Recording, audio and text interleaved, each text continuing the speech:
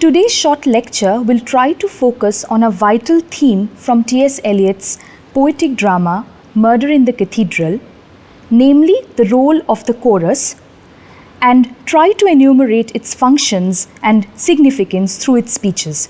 Now, before we start talking about the chorus, the brief background to the play needs to be stated and what actually drew Eliot to choose poetic drama form in an age of spiritual barrenness.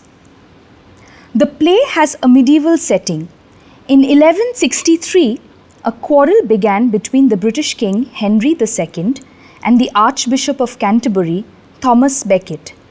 The men had been good friends, but each felt that his interests should be of primary concern to the nation and that the other should acquiesce to his demands. Becket fled to France in 1164 in order to rally support from the Catholic French for his cause and also sought an audience with the Pope. After being officially, although not personally, reconciled with the king, Becket returned to England in 1170, only to be murdered as he prayed in Canterbury Cathedral by 4 of Henry's knights. 3 years later, he was canonized, and pilgrims have made their way to his tomb ever since. Now, the allure of such a story for a dramatist is obvious. There is great conflict between human and divine power, a strong central character, and a number of complicated spiritual issues to be found in his death. In 1135, thus, T.S. Eliot answered this calling to compose a play for that year's Canterbury Festival. The result was a work that revitalized verse drama or poetic drama, a form which had not been used to perfection for almost 300 years. Critics praised Eliot for the use of verse and his ability to invest a past historical event with modern and universal themes, such as the ways in which lay persons react to the intervention of the supernatural in their daily lives. Murder in the Cathedral is still performed, studied, and regarded as one of Eliot's finest plays, a testament to his skill as a poet and dramatist, and also his ability to address the spiritual crisis of 20th century civilization. Apart from the figure of Thomas, the Archbishop of Canterbury, what is of utmost importance is the chorus in the play, which is perhaps the most important character in the sense that it is through them that the action in the play takes place. They move from a position of fear to understanding, to acceptance, and finally to thanksgiving. As the play progresses, they become aware not only of the sin and death in the world, but also their part in it. It is thus pertinent here to understand the origins of the chorus before analyzing the specific role that the chorus plays in the play Murder in the Cathedral. The chorus in classical Greek drama was composed of a group of actors who described and commented upon the main action of a play with song, dance, and recitation. Greek tragedy had its beginnings in choral performances in which a group of men danced and sang dithyrambs or lyric hymns in praise of the god Dionysus. The role of the chorus in drama is much like the role of the narrator of a novel or story. The chorus provides some structure to the narrative and can provide information and commentary that need not be in the actor's lines. The chorus can also provide premonition about impending events or even humor. The chorus acts as a kind of liaison, as it were, between the audience and the actors, giving the audience a lens through which to view the action of the drama, allowing them to identify with a group that is outside the action, the way a frame story operates, with a narrator telling a story within a story, giving the reader a narrative one step removed. This is an ancient technique in drama found in the plays of Greek dramatists Sophocles, Aeschylus, and Euripides. Let us look closely at the opening choric speech. When the play begins, a chorus comprising of the women of Canterbury huddle outside the Canterbury Cathedral, certain that something is about to happen, but unable to articulate any further details. And I read out choric speech entirely. Here let us stand close by the cathedral, here let us wait. Are we drawn by danger? Is it the knowledge of safety that draws our feet towards the cathedral? What danger can be for us, the poor women of Canterbury? What tribulation with which we are not already familiar? There is no danger for us, and there is no safety in the cathedral. Some presage of an act which our eyes are compelled to witness has forced our feet towards the cathedral. We are forced to bear witness. Since golden October declined into sombre November, and the apples were gathered and stored, and the land became brown sharp points of death in a waste of water and mud. The new year waits, breathes, waits, whispers in darkness, while the labourer kicks off a muddy boot and stretches his hand to the fire. The new year waits, destiny waits for the coming. Who has stretched out his hand to the fire and remembered the saints at All Hallows? Remember the martyrs and saints who wait, and who shall stretch out his hand to the fire and deny his master? Who shall be warm by the fire and deny his master? 7 years and the summer is over, 7 years since the Archbishop left us. He who was always kind to his people, but it would not be well if he should return. King rules or barons rule, we have suffered various oppression, but mostly we are left to our own devices, and we are content if we are left alone. We try to keep our households in order. The merchant, shy and cautious, tries to compile a little fortune, and the labourer bends to his piece of earth colour, his own colour, preferring to pass unobserved. Now I fear disturbance of the quiet seasons. Winter shall come bringing death from the sea. Ruinous spring shall beat at our doors. Root and shoot shall eat our eyes. And our ears, disastrous summer, burn up the beds of our streams, and the poor shall wait for another decaying October. Why should the summer bring consolation for autumn fires and winter fogs? What shall we do in the heat of summer but wait in barren orchards for another October? Some malady is coining upon us. We wait, and the saints and martyrs wait for those who shall be martyrs and saints. Destiny waits in the hand of God, shaping the still unshapen. I have seen these things in a shaft of sunlight. Destiny waits in the hand of God, not in the hands of statesmen, who do some well, some ill, planning and guessing, having their aims which turn in their hands in the pattern of time.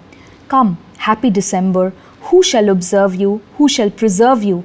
Shall the Son of Man be born again in the litter of scorn? For us, the poor, there is no action, but only to wait and to witness.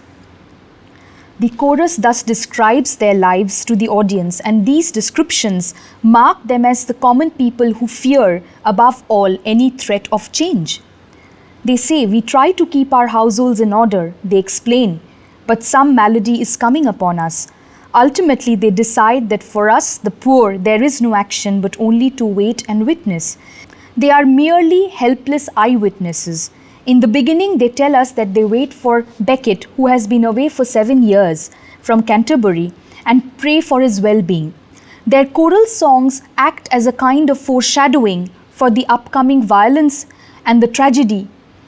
Then the voice changes to telling of past action, so that the audience fully relates to the events happening in the present. They fear the murder of their spiritual leader, in the end mourn Becket's death. They thus fulfill several functions in the course of the play. Thus, all of the action we see in simple terms is successfully portrayed through the chorus. The chorus not only plays the character of ordinary women of Canterbury, but also acts as a connecting link between the audience and the play. They ask Thomas to return to France and leave them in their monotonous and uneventful poverty, as that is more acceptable to them than the great act which his entry into England is about to foreshadow. And they say, here is no continuing city, here is no abiding stay. Ill the wind, ill the time, uncertain the profit, certain the danger. Late, late, late, late is the time, late too, late and rotten the year. Evil the wind and bitter the sea, and grey the sky, grey, grey, grey. Thomas, return, Archbishop, return, return to France. Return quickly, quietly, leave us to perish in quiet. You come with applause, you come with rejoicing, but you come bringing death into Canterbury. A doom on the house, a doom on yourself, a doom on the world. We do not wish anything to happen. 7 years we have lived quietly, succeeded in avoiding notice, living and partly living. There have been oppression and luxury, there have been poverty and license, there have been minor injustice, yet we have gone on living, living and partly living. They thus bring out the plight of a spiritually barren civilization which shirks the terrible onus of witnessing supernatural intervention to regenerate mankind. We also see the chorus changing and developing during the course of the play. The style is much similar to the chorus that we find in Greek tragedies. In fact, Thomas Becket pays much attention to the chorus and also points out to the wisdom in their words, of which they are initially themselves unaware of. Their songs make us understand the misery and hardships of the lives of ordinary people of Canterbury. They are poor, powerless. The foreseen loss of their spiritual leader worsens their position. The chorus helps the audience relate to the fear and the unforeseen events along with them. And in a way, they become the audience themselves. They are particularly effective in evoking a sense of foreboding, impending doom, and horror. God gave us always some reason, some hope, but now a new terror has soiled us, which none can avert, none can avoid, flowing under our feet and over the sky, under doors and down chimneys, flowing in at the ear and the mouth and the eye. God is leaving us, more pang, more pain than birth or death. This now brings us to a vital function of the chorus related to their gender. Because they are women, they visualize the pain of martyrdom as the pain of childbirth, which is more familiar to them, and unknowingly thus, they enmesh the death of a man with the fact of the birth of a martyr or a saint. The chorus also, at the moment of the martyrdom, is suddenly blinded, as it were, by a splash of blood, only to open new eyes to a spiritual awakening. Clear the air, clear the sky, wash the wind, take stone from stone and wash them.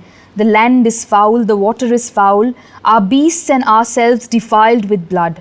A rain of blood has blinded my eyes. Where is England? Where is Kent? Where is Canterbury? The chorus is very powerful dramatic device here, as the thoughts of the chorus help the audience understand the true meaning and message of the play. The chorus also sheds important light on the significance and value of Becket's martyrdom. Forgive us, Lord, we acknowledge ourselves as type of the common man, of the men and women who shut the door and sit by the fire, who fear the blessing of God, the loneliness of the night of God, the surrender required, the deprivation inflicted, who fear the injustice of men less than the justice of God, who fear the hand at the window, the fire in the thatch, the fist in the tavern, the push into the canal, less than we fear the love of God. We acknowledge our trespass, our weakness, our fault. We acknowledge that the sin of the world is upon our heads, that the blood of the martyrs and the agony of the saints is upon our heads. From their initial unfathomable fear of the supernatural, the chorus thus moves to a greater understanding of their position in God's plan, and thus ends the play with thanksgiving.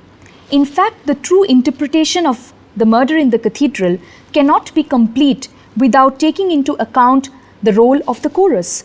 Its odes express its fears, apprehensions, desperation, eventual awakening, and deep spiritual enlightenment.